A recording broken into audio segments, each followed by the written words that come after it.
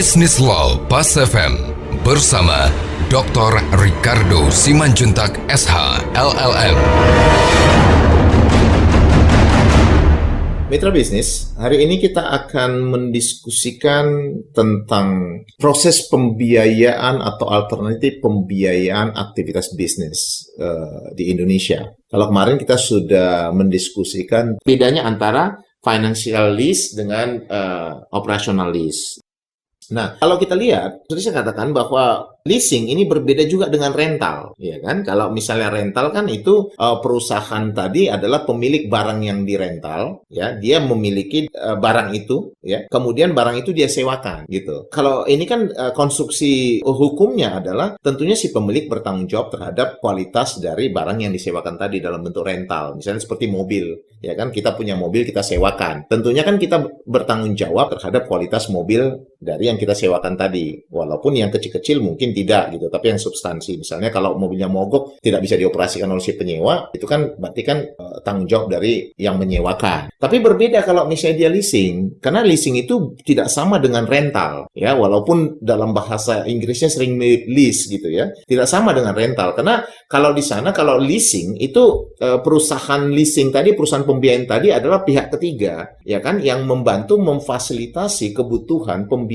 modal dari si debitur tadi atau nasabahnya tadi dengan cara membiayai, ya kan, keberadaan dari objek yang dibutuhkan tadi. Ambil satu contoh misalnya, seorang pelaku usaha, dia untuk bisnisnya dia butuh katakanlah 10 mobil, 10 truk gitu. Dia butuh 10 truk untuk aktivitas bisnisnya. Nah, dia kan dia butuh sumber dana, ya, sumber financing untuk membeli truk tadi. Dia tidak memperoleh dari pinjaman bank. Kalau dia pinjaman bank kan bank akan memberikan dia uang, lalu uang tadi digunakan untuk membeli 10 truk, gitu kan? Nah, kalau perusahaan pembiayaan tidak memberi uang, tapi biasanya perusahaan pembiayaan ini nanti misalnya disepakati dalam bentuk finance lease lah gitu ya. Nanti perusahaan pembiayaan ini akan menanyakan kepada debitur barang itu dia peroleh dari mana. Berarti kan ada supplier, ada penjual, gitu kan?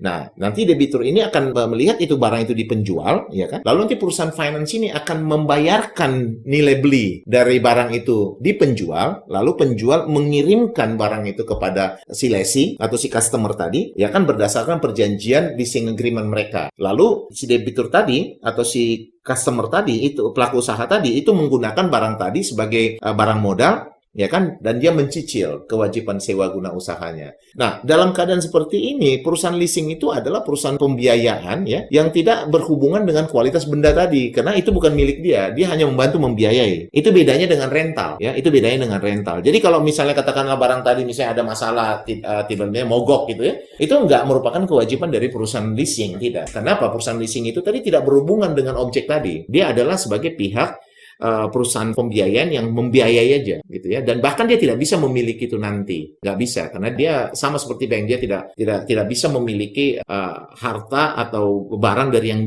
fasilitas yang dia pinjamkan secara menetap. Hal seperti itu menjadi salah satu alternatif dari aktivitas pembiayaan, ya, yang memungkinkan diperoleh oleh pelaku usaha. Nah, biasanya kalau misalnya pelaku usaha katakanlah kecil dan menengah, ya, walaupun ini juga digunakan pelaku usaha besar-besar. Ini merupakan alternatif yang mereka sangat sukai, gitu ya. Kenapa? Karena ini memberikan satu alternatif lain selain dari perbankan. Perbankan tentunya kan merupakan salah satu institusi yang memang sangat mengkhususkan diri untuk memfasilitasi aktivitas-aktivitas bisnis, ya, dari uang yang dia kumpulkan dari masyarakat. Kalau perbankan, kalau perusahaan finance ini artinya dia merupakan alternatif, ya, dia alternatif, dan dia tidak bisa mengumpulkan modal dia dari tabungan masyarakat, berbeda dengan bank. Nah, dalam hal ini kalau kita lihat, saya katakan tadi, saya jelaskan tentang financial leasing, lalu saya udah jelaskan tentang operational lease. Nah, kadang-kadang debitur itu begini, dia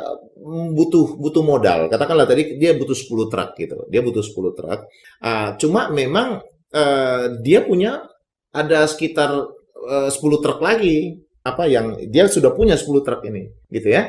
Dia punya 10 truk ini. Nah, karena dia sudah punya 10 truk ini dan dia butuh modal untuk yang lain, maka cara dia adalah dia jual 10 truk ini ke perusahaan pembiayaan. Ya kan? Dia jual perusahaan 10 truk ini pada perusahaan pembiayaan dengan kesepakatan bahwa barang yang dia jual tadi akan di-lease kembali, ya, disewakan kembali. Itu yang disebut dengan sale and lease back, gitu loh. Jadi barang ini relatif nggak pindah.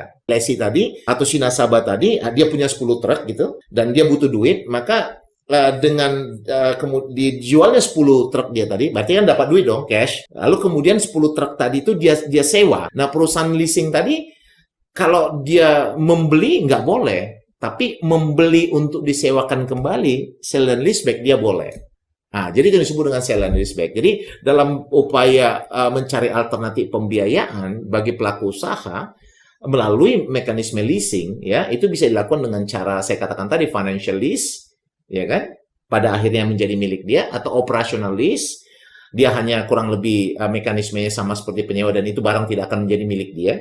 Ya kan, walau saya udah jelaskan tadi beda dia dengan rental, ya. Kemudian dia bisa juga mengambil alternatif sell and lease back, gitu loh. Dia jual dulu barangnya dengan satu komitmen barang tadi akan segera disewakan kembali, gitu. Jadi dari penjualan tadi sudah dapat duit, ya kan, dapat duit dan dia bisa melakukan aktivitas usahanya. Mitra bisnis, demikian pembahasan kita hari ini. Saya Ricardo Simanjuntak untuk Business Law Pas FM.